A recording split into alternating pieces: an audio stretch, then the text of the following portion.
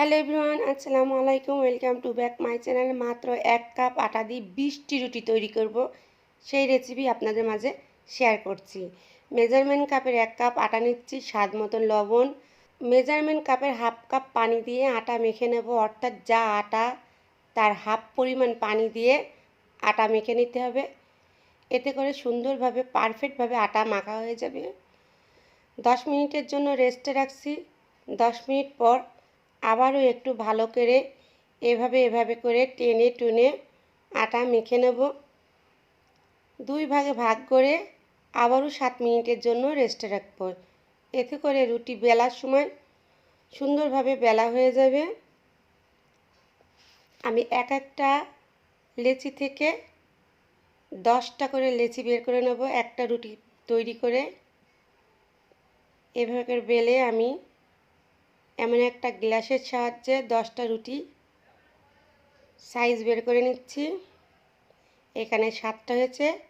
অবশিষ্ট বাকি আটা দিয়ে আমি 3টা লেচি কেটে নেব, হয়ে যাবে 10টা। এভাবে করে 2টা থেকে আমার 20টি লেচি তৈরি হবে, অর্থাৎ 20টি রুটি তৈরি হবে। এই রুটি তৈরি করে সঙ্গে সঙ্গেই খেতে পারেন, আবার ফ্রিজে রেখেও খেতে পারেন। এই যে আমি 20টা এইভাবে করে লেচি কেটে নিয়েছি, দেখিয়ে দিচ্ছি। 20টা লেচি কেটে নিয়েছি, অর্থাৎ আমার 20টি রুটি হবে। এভাবে করে অল্প সময়ে অনেক রুটি তৈরি করা যায়। একটা লেচির ওপর অল্প করে তেল দিয়ে সারা সাইডে এইভাবে করে মেখে দিচ্ছি, চারি সাইডে এভাবে করে আটা ছিটিয়ে দিচ্ছি, দিয়ে একটার উপরে একটা লেচি এভাবে করে দিয়ে দিচ্ছি। এমন করে দিতে হবে যাতে করে একটা লেচির সঙ্গে আর একটা লেচি লেগে না যায়। খুব ভালো করে তেল এভাবে করে দিয়ে আটা ছিটিয়ে দিয়ে এভাবে করে একটার উপরে একটা মোট 4টা করে দিয়ে আমি চারি সাইড সমান করে 5টা লেচি করে নেব। এই যে এভাবে করে চারি সাইড সমান করে দিচ্ছি। 5টা লেচি করা হয়ে গেছে। একটা থেকে আমার 4টে করে রুটি বের হবে। এভাবে করে আমার 20টি রুটি তৈরি হয়ে যাবে। এভাবে করে আমি সব রুটি গোলায় বেলে নিচ্ছি। এই যে 5টা রুটি বেলা হয়ে গেছে। এই পর্যায়ে চলে যাব চুলায়, সেঁকে নেব।